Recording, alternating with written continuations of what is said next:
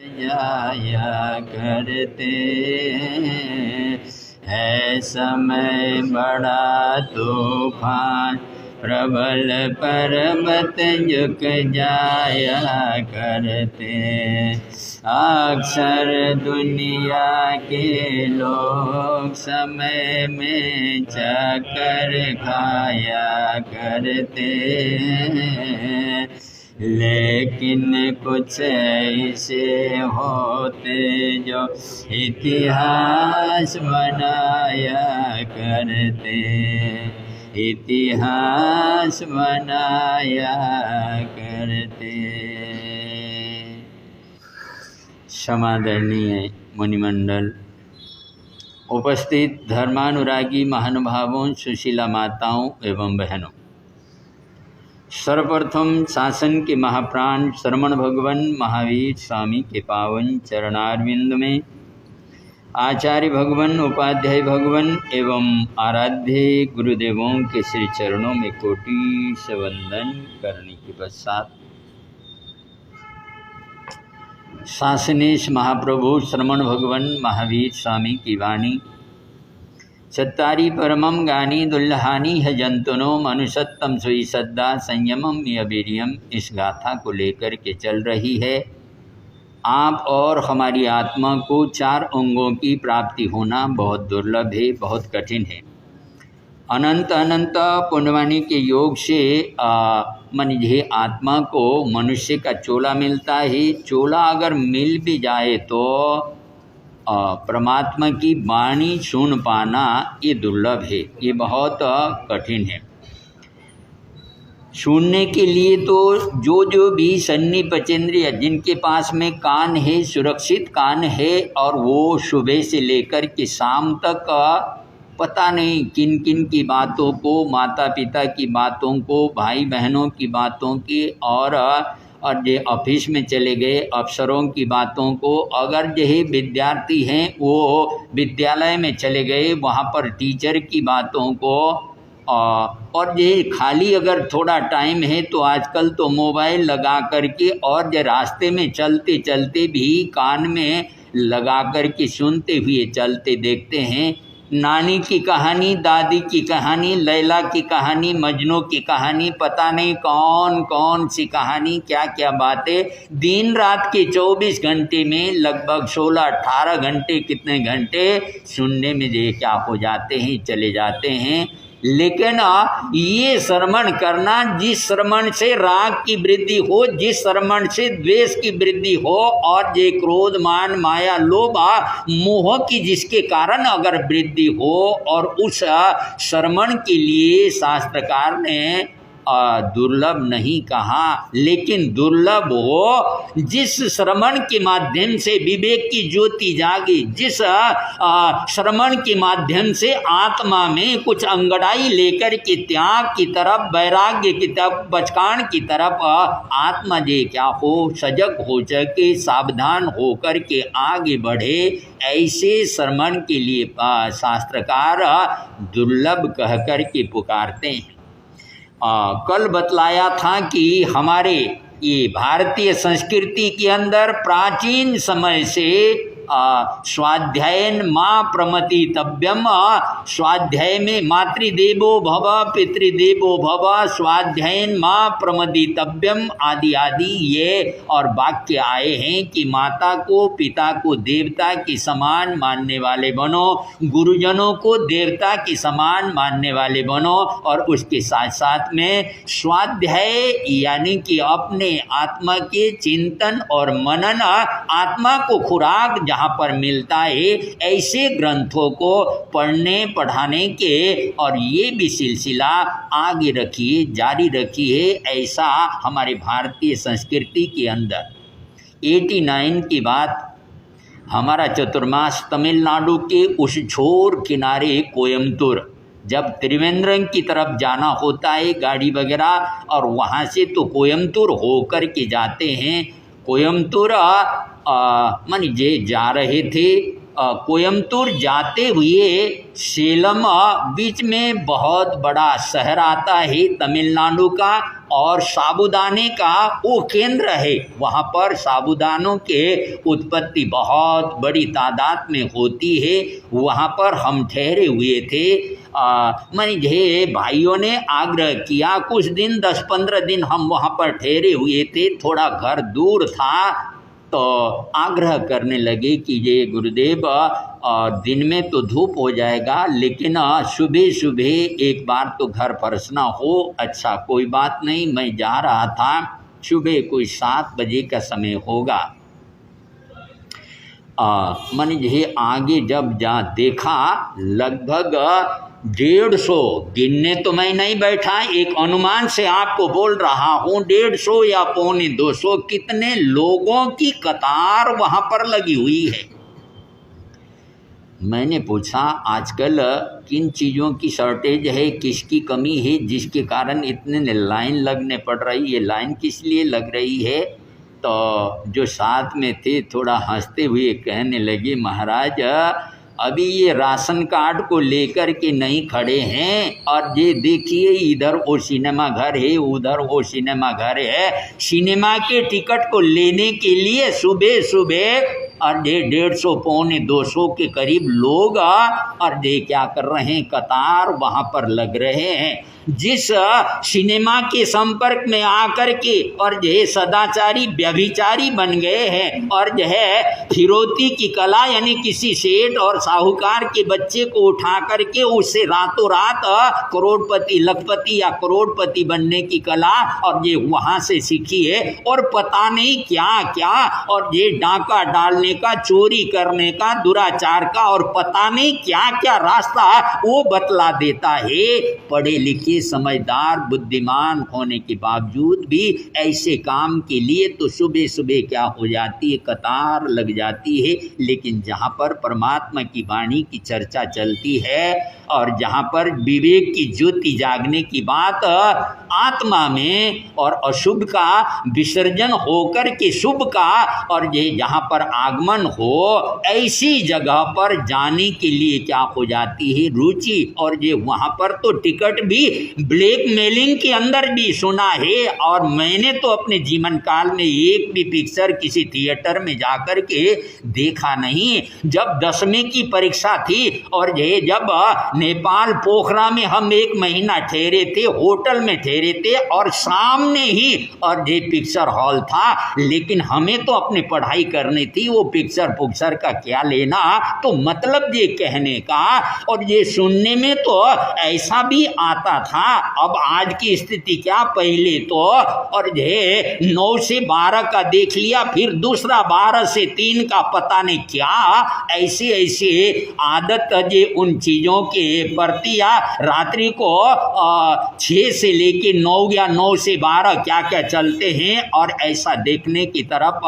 बढ़ने वाले तो ऐसे की तरफ तो आत्मा मानव का चोला पा करके 5 इंद्रिय सही सलामत पाने के बावजूद, सुबुद्धि पाने के बावजूद भी ऐसी बातों में, ऐसी चीज़ों की तरफ तो इंसान ये क्या करता है, आगे बढ़ता है, लेकिन परमात्मा की वाणी की तरफ वो आगे बढ़ता नहीं।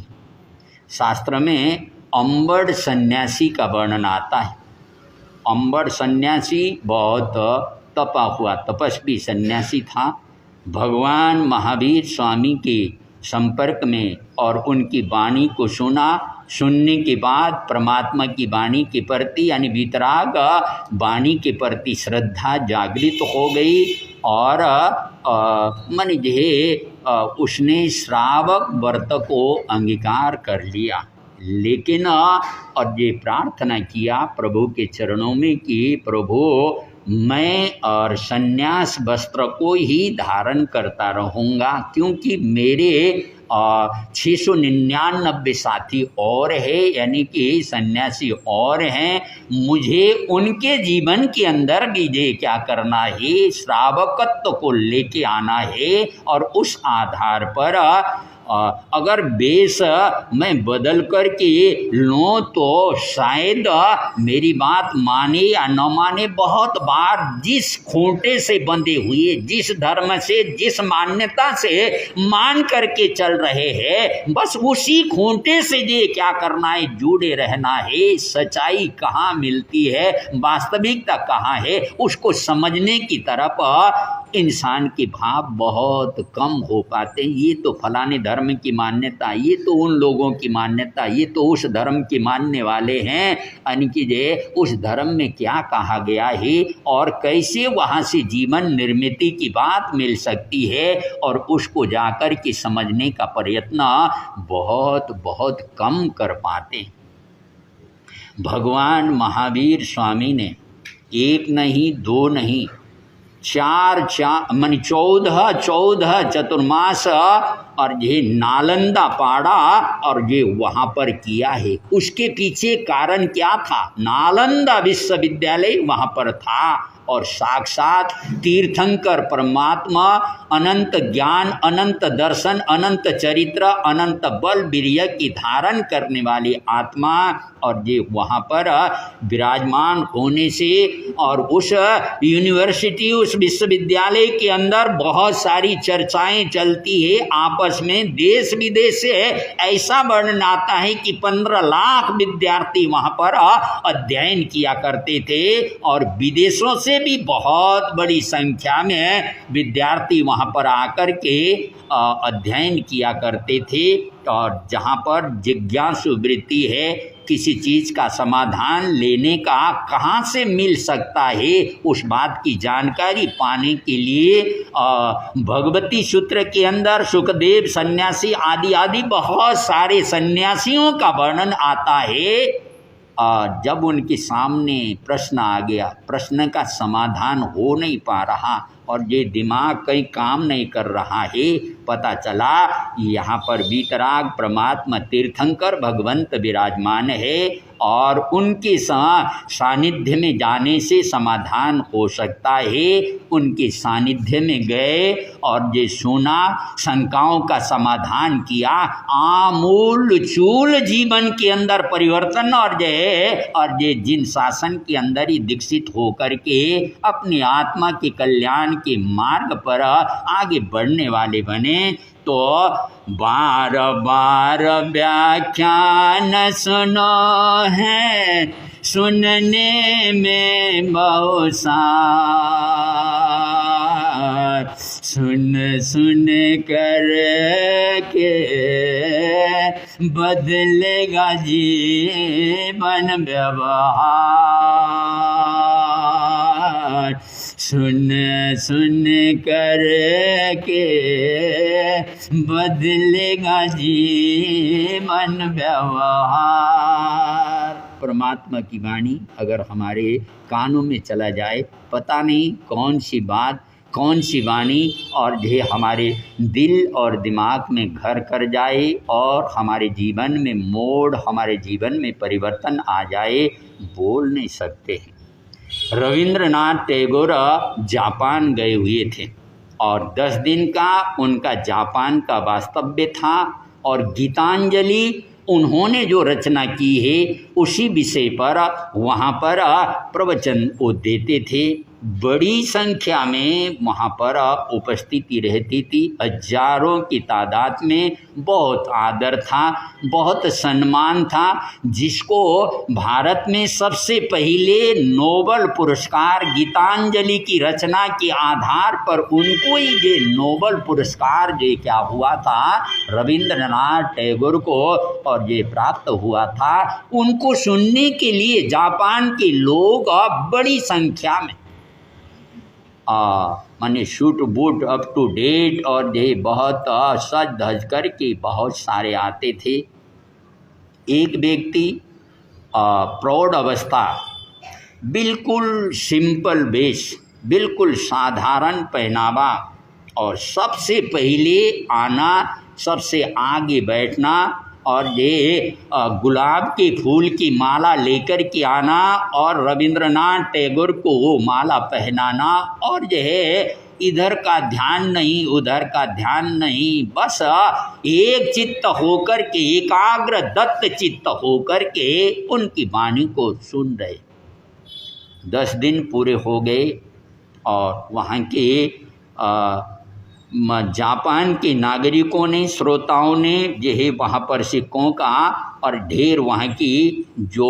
मुद्रा है उसके आधार पर ढेर लगा दिया उपहार के रूप में और ढेर। लेकिन वो जो सामने बैठते सज्जन, उन्होंने अपने घर पधारने का, एक टाइम अपने यहाँ पर भोजन करने का निमंत्रण दिया, आग्रह किया। और ये उनकी लगन सबसे पहले आना, सबसे बाद में जाना और इधर उधर कोई ध्यान नहीं, केवल एकाग्रता से ये रविंद्रनाथ को और ये सुनना, ऐसा उन्होंने देखा हुआ था टैगोर ने। उस आधार पर अच्छी बात, चलो मैं आ जाऊंगा। मैंने ये टाइम दिया 3:45 बजे का, तो 3:45 बजे रॉल्स रॉयल कार को लेकर के वो बुजुर्ग यानी वो प्रौढ़ और ये वहाँ पर आए और मानी ये उसमें रविंद्रनाथ टैगोर को बिठा कर के वहाँ से ले चले और चलते चलते अपने जो मानी सहयोगी है टैगोर ने उनको कहा कि बूढ़ा यानी ये बुजुर्ग कहीं अधिक भावावेश में आकर के कहीं अधिक और खर्च न कर बैठे, उस आधार पर तुम ऊपर से 200 एन, शायद वहाँ की सिक्का एन है, 200 एन और ये उनको दे देना। और ऐसा समझा करके और गाड़ी आगे बढ़ती चली गई और ये पहाड़ी पर घूमते हुए ऊपर चली गई तो एक आलीशान बंगला और ये वहाँ पर बहुत सारे लोग स्वागत के अंदर, युवक और युवतियाँ और ये बुजुर्ग और बड़ी संख्या में लोग स्वागत के लिए खड़े हैं। सोने की कुर्सियाँ रेशम की और ये चादरें वहाँ पर और ये बिछी हुई है और सोने की तस्तरियाँ और ये चांदी की ये प्लेटें वगैरह या और कटोरियाँ वहाँ पर सजी हुई है और वहाँ पर ले जा कर के बिठाया। तो और ये ठाकुर ने, रविंद्रनाथ ठाकुर ने कहा कि ये आप मुझे यहाँ पर कहाँ लेकर के आए हैं, जहाँ पर आपका घर है वहाँ पर ले जाइए। मैंने तो आपके घर जाने के लिए निमंत्रण स्वीकार किया था, आप यहाँ कहाँ लेकर के आए। और विनम्रता से हाथ जोड़ करके कहने लगा कि ये मेरा ही घर है, ये मेरे बेटे हैं, ये मेरे पोते हैं, ये मेरा परिवार है और ये 5 मेरे पास रॉल्स रॉयल और ये कार हैं और ये साथ साथ में और ये कितने 3-4 मीलें चलती है ये हो। और जब बातें सुनी और बंगले को देखा, वहाँ का वातावरण देखा, हैरान हो गए रविंद्रनाथ टैगोर, आश्चर्य में पड़ गए कि यार कमाल है, इतना बड़ा धनाढ्य आदमी, इतना बड़ा श्रीमंत, लेकिन और इसका रहन सहन इतना सामान्य और इस तरह से गजब है। तो आपकी लगन, आपकी और ये श्रमण की भावना बहुत गजब की है। तो मने उन्होंने रविंद्रनाथ टैगोर ने जब उसको बोला कि यही जिस धन के पीछे पूरी जिंदगी जे क्या कर दिया, गुजार दिया, लगा दिया है, वो धन हालांकि कोई तीर्थंकर की वाणी, कोई सन्यासी या कोई महात्मा ऐसे जो है 5 महाव्रतधारी संत और साध्वियों के मुखारबिंद से शायद उनको सुनने का कोई मौका नहीं मिला था, लेकिन तो भी उसके मुंह से जो शब्द निकले जो नष्ट होने वाला है, खत्म होने वाला है, जिसको छोड़ के चले जाना है, उसके पीछे ऐसा अलभ्य लाभ जो कि ज्ञान का लाभ जे प्राप्त हो रहा है, उसको पाने के लिए सूटेड बुटेड होकर के और ये बन ठन कर के आने से नहीं, और ये मन में जितनी विनम्रता से, जितनी सादगी से, जितनी सरलता से और ये पेश आया जाता है और उतना ही और ज्ञान मिलेगा। और ये ऐसे मेरे भाव हैं, जब और उस प्रौढ़ व्यक्ति ने जब ये भाव व्यक्त किया और गदगद हो गए, भाव विभोर हो गए, उनको लगा कि मेरा जापान आना और ये मेरा ये प्रवचन और करना ये मेरा सार्थक हुआ। भले एक भी श्रोता ऐसा मिल जाए जो कि अंतकरण से, तहदील से और ये सुनने का, समझने का भाव लेकर के ये क्या करता हो, आगे चलता हो, तो मतलब ये है। और सुनने का प्रभाव तो जीवन के अंदर बहुत बड़ा होता है। मान लीजिए आप लोग बहुत सारे बिना शादी के तो बहुत कम है, और शादीशुदा ही आप लोग यहाँ पर बैठे हैं। आप लोगों ने पत्नी के ताने तो सुने ही होंगे। शायद ही कोई ऐसा भाई होगा जिसकी शादी अपने जीवन काल में एक बार भी कोई पत्नी का ताना न सुना हो, और ये कहीं ना कहीं किसी न किसी रूप में तो सुना ही होगा। लेकिन ताना सुना था और ये गोस्वामी तुलसीदास ने, और ये वो ताने ने ऐसी जागृति ला दी, ऐसे जागृति लागी आध्यात्म जगत की तरफ। उस आत्मा को दे क्या कर दिया, आगे बढ़ा दिया। जितना जितना प्रेम हराम से उतना हरि से होए, चला जाए बैकुंठ में पल्ला न पकड़े कोए। और ये जितना तुम्हारा राग मेरे शरीर के प्रति है, अगर ऐसा ही लगाव 1% भी लगाव अगर हरि से हो जाए तो, और चला जाए बैकुंठ यानी स्वर्ग में चला जाए, पल्ला पकड़ना कोई, और ये कोई भी पल्ला पकड़ने वाला नहीं। उन शब्दों ने ऐसा जागृत कर दिया, ऐसा जागृत कर दिया कि ये वो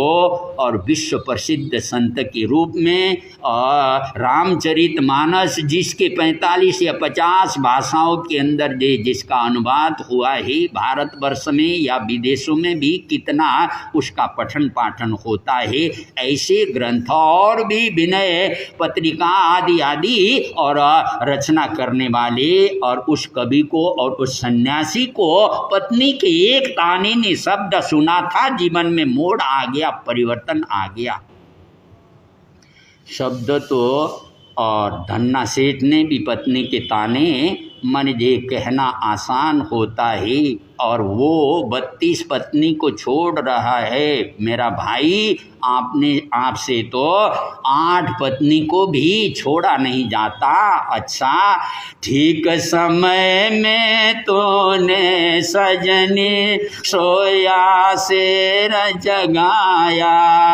कि जो है ठीक ऐन वक्त में सोए हुए शेर को हे सजनी तूने ये क्या किया, जगा लिया है। तू मेरी बहन, मैं तेरा भाई, ये चला। और ये वो शब्द कान में पड़े, और जो है स्नान करते करते शरीर का श्रृंगार और ये राग की पूर्ति करते करते वैराग्य ऐसा जीवन में आ गया कि, और जो है भगवान महावीर के चरणों में जाकर के और संयम अंगीकार करने वाले बनते हैं। और अंगुलीमाल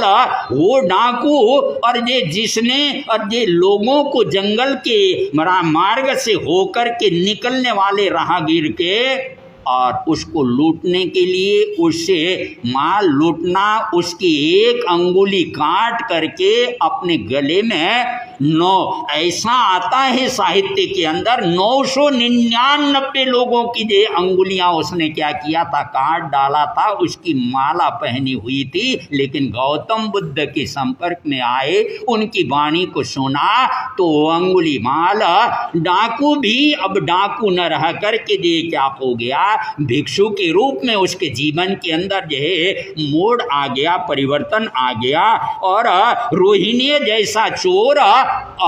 जिसके पिता ने भी शिक्षा दी थी कि बेटा भूल करके भी, यहाँ पर एक महावीर नाम का इंद्रजाली यानी कि जादूगर, और ऐसा जादूगर, ये महावीर नाम का जादूगर यहाँ पर घूमता है, तो भूल करके भी उसके पास में मत जाना। अगर गया तो और ये तेरा काम, तेरा व्यापार, तेरा सब कुछ चौपट हो जाएगा। अगर कभी भूल करके भी जाने का कभी ऐसा प्रकरण पड़े तो उसके एक शब्द को भी ये क्या करना, सुनना नहीं। लेकिन आप कहानी को जानते हैं और टाइम भी हो रहा, तो मैं विषय को लंबा न ले जाते हुए केवल याद दिला कर के आगे बढ़ता हूँ। और महामंत्री अभय कुमार की बुद्धि आमतौर से बीरबल अकबर बीरबल की बुद्धि के बारे में वह वर्णन आता है। बीरबल से तो सैकड़ों गुना अधिक उत्पाती या बुद्धि को रखने वाला, और जो है उसको पकड़ने के लिए एड़ी के चोटी का जोर लगाया था। रोहिणिया भी इतनी बुद्धिशाली कि खूब वहाँ से बच कर के निकल गया था, लेकिन और ये नंगे पैर भागना पड़ा था। और जो है व्यवहार गिरी के तलहटी से जाते हुए, और भगवान की धर्म सभा या समोत्सरण वहाँ पर लगा हुआ था। भगवान की वाणी और जो है 1 योजन की दूरी तक और जो है सुनाई दे, ऐसी वाणी। और जो है पैर में कांटा चुभने के कारण कांटा निकालने के लिए कान में अंगुली दे करके या कान को बंद करके उधर से भाग रहा था। सैनिक पीछे से उसका पीछा कर रहे थे, लेकिन कांटे को निकालने के लिए हाथ हटा लिया तो 4 शब्द उसके कान में पड़े थे, और वक्त आने पर उन्हीं 4 शब्दों ने ऐसा आमूल चूल उसके जीवन के अंदर परिवर्तन ला दिया कि यह परमात्मा की चरणों में ही दीक्षित हो करके अपने जीवन को सार्थक बनाने वाला। तो मतलब ये कहने का और ये सुन करके और बहुत कुछ जीवन के अंदर मोड़ आता है, परिवर्तन आता है। तो 4 बातों में दूसरी बात परमात्मा की वाणी यानी जिनेंद्र परमात्मा की वाणी श्रवण करने का सौभाग्य अनंत अनंत पुण्यवान से प्राप्त होता है। तो और ये आप लोग बड़े सौभाग्यशाली है कि जो है आप निष्ठा के साथ श्रद्धा के साथ परमात्मा की वाणी की चर्चा और वाणी के जो है और ये जहाँ पर जिक्र चल रहा है उपस्थित होकर के उसका भरपूर लाभ उठाने का प्रयत्न कर रहे हैं। और जिन भाइयों